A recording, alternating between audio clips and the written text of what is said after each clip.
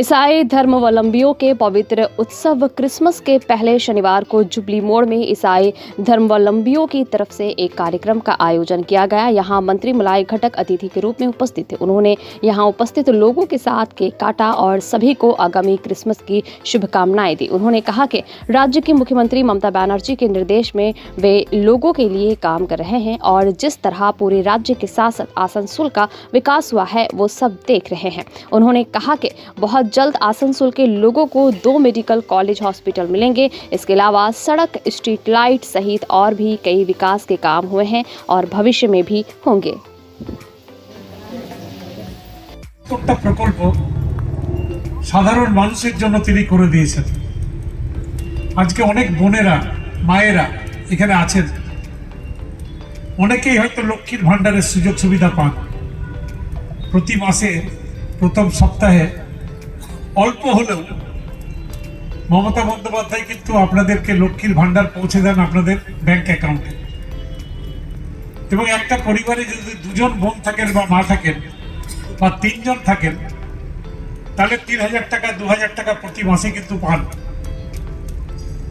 আমাদের এই পশ্চিমবঙ্গ একমাত্র রাজ্য যেখানে বিনা পয়সায় রেশন দেওয়া হয়, সবাই বিনা পয়সায় রেশন পান। স্বাস্থ্য সাথীর কার্ড, কেউ যদি অসুস্থ হন 5 লক্ষ টাকা পর্যন্ত খরচা যে কোনো প্রাইভেট হসপিটালে স্বাস্থ্য সাথীর কার্ডে আপনারা সঙ্গে সঙ্গে পেয়ে যান।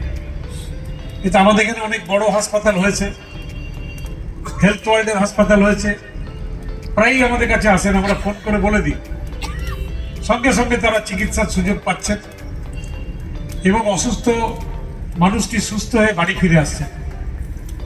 এটা কিন্তু অনেক বড় পাওনা। এছাড়াও যে সমস্ত প্রকল্প আছে, কন্যাশ্রী, রূপশ্রী, এই ধরনের অনেক প্রকল্প তিনি করে দিয়েছেন। সর্বোপরি উন্নয়ন আমাদের আসানসোলে এডুকেশনের দিকে যদি দেখেন তাহলে আসানসোলে ইউনিভার্সিটি হয়েছে, কাজী নজরুল ইউনিভার্সিটি। আসানসোলে 3টে কলেজ হয়েছে। একটা আমাদের পাশে ইএসআই হাসপাতালে দেখবেন যে ইএসআই নার্সিং কলেজ, সেখানে বিএসসি নার্সিং পড়ানো হয়। আপনাদের ওখানে সেন্ট জোসেফ স্কুলে এখনো সেন্ট জেভিয়ার্স কলেজ, তার ক্লাস সেখানে হয়, সেখানে পড়াশোনা হয়। এবং বিবি কলেজের পাশে সেখানে হিন্দি কলেজ, সেখানে করা হয়েছে। অনেক স্কুলও হয়েছে, Delhi public school, India international school, আরো অনেক স্কুল। অ্যাসেম্বলি অফ গড চার্চের নতুন বিল্ডিং তো এখানেই হয়েছে। আগে জিটি রোডে ছিল, এখন কেএসটিপিতে অনেক বড় বিল্ডিং আছে। সুতরাং এডুকেশনাল আমরা অনেকটা এগিয়ে গিয়েছি।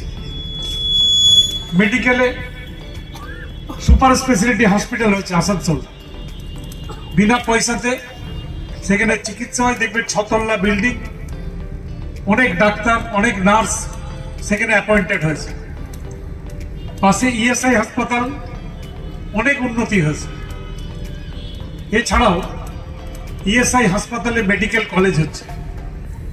ইএসআই হাসপাতালে আসানসোল, এখানে মেডিকেল কলেজ হবে। এবং আসানসোলে আরো একটা মেডিকেল কলেজ স্যাংশন হয়েছে, টেকনো ইন্ডিয়া মেডিকেল কলেজ।